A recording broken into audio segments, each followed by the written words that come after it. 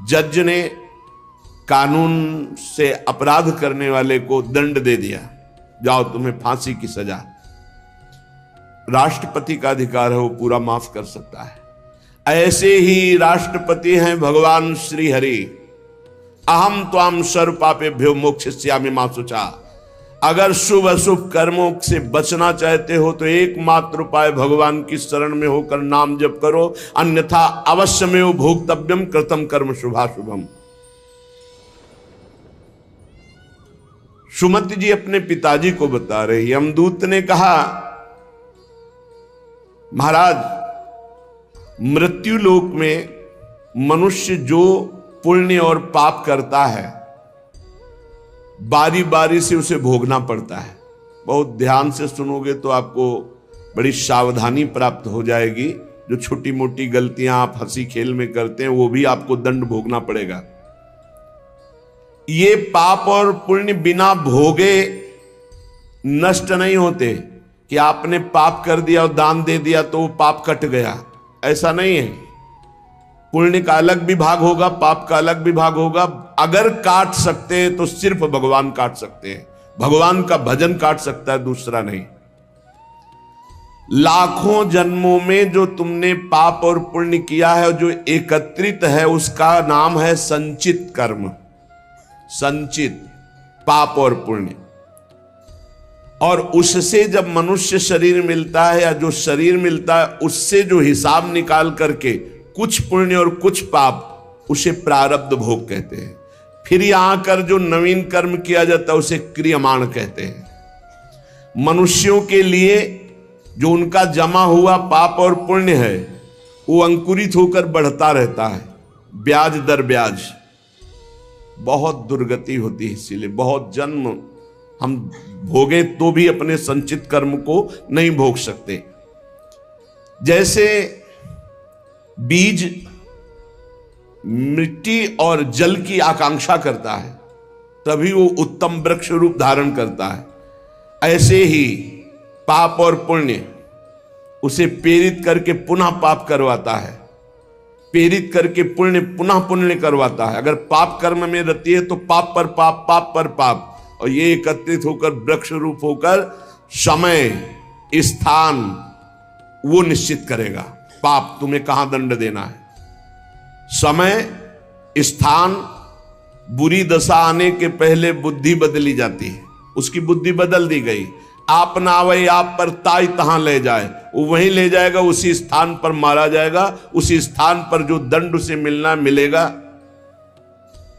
जैसे आपने छोटा पाप किया तो आपके चलते समय पैर में कांटा चुभेगा और दुख होगा। कांटा निकाला गया, थोड़ी दिन वहां दर्द रहा, खत्म हो गया, आपका पाप क्षय हो गया। छोटा पाप कोई, आगे बताया जाएगा कौन कौन से पाप से कैसे कैसे दंड मिलते हैं। अब अगर आपसे थोड़ा बड़ा पाप बना है तो वही पैर में लोहे की कील बनकर चुभेगा, कांटे की जगह लोहे की कील, अधिक दुख होगा। और बड़ा पाप बना है तो खजूर का कांटा, बड़ा कील, ऐसे आपके पैर में चुभ।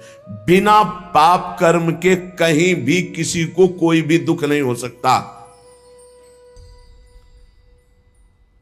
सिर में दर्द होना, आजीवन पूरे जीवन सिर का रोग हो गया कि वो दर्द ही होगा 2-4 दिन में, 10 दिन में, पाप का कारण।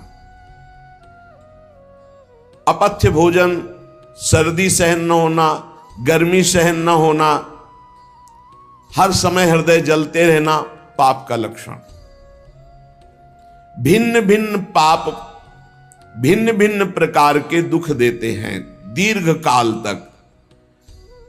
शस्त्र और अग्नि आदि का भय ये पाप के कारण होता है। अनेक जन्मों के संचित पाप कोई इसी जन्म के केवल नहीं है, वो केवल मंडराते रहते हैं आकाश में दंड देने के लिए, समय इंतजार करते हैं।